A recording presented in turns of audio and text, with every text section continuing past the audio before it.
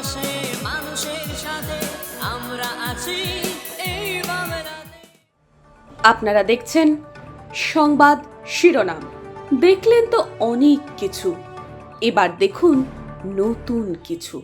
দফা এক দাবি এক, মমতা ব্যানার্জির পদত্যাগ, শুভেন্দুর ঘোষণা। আজ ৭৮তম স্বাধীনতা দিবসে নন্দীগ্রামে কেন্দ্রীয় কার্যালয়ে এসে ভাষণ দিলেন বিজেপি কর্মী শুভেন্দু অধিকারী। জোর দিলেন মমতা ব্যানার্জির পদত্যাগের ওপর।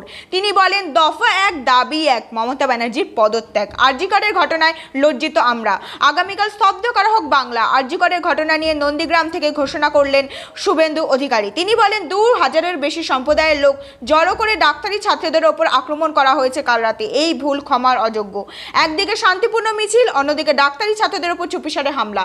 এই সবই মমতা ব্যানার্জির কারসাজি অতীন ঘোষকে দিয়ে। বিনীত গোয়েল সব জানত। গতকালের পরিকল্পিত হামলা তদন্তের দায়িত্ব সিবিআইকে দেওয়া উচিত। ব্যুরো রিপোর্ট, সংবাদ শিরোনাম। সরকারি ধর্ষণ, সরকারি হত্যা, আমার বোনকে খুন করেছে, আমার বোনের উপরে অত্যাচার হয়েছে। কোথায়? হসপিটালে কর্মরতা অবস্থায়। এ লজ্জা রাখার জায়গা নেই। আজকে মোদিজি নারী নির্যাতনের জন্য সোচ্চার আওয়াজ তুলেছেন, বলেছেন মহিলাদের উপর অত্যাচার বন্ধ করতে হবে। মহিলাদের উপর যখন অত্যাচার হয়, মিডিয়া, জনগণ সবাই প্রতিবাদে সামিল হন, কিন্তু যখন অভিযুক্তকে সাজা দেওয়া হয় তখন কেউ সেভাবে প্রচারে আসে না। অভিযুক্তকে এমন ক্যাপিটাল পানিশমেন্ট দিতে হবে, ফাঁসির মঞ্চে ঝোলাতে হবে, যাতে এই কাজ করা থেকে ভবিষ্যতে এরা দূরে সরে থাকে।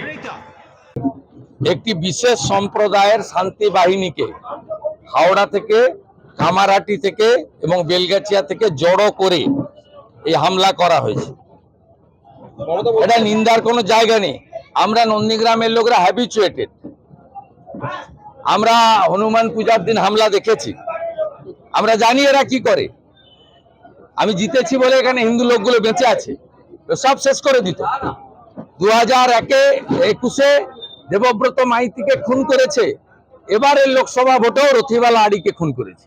মমতা বলছে দফা এক দাবি এক, মমতা ব্যানার্জির পদত্যাগ।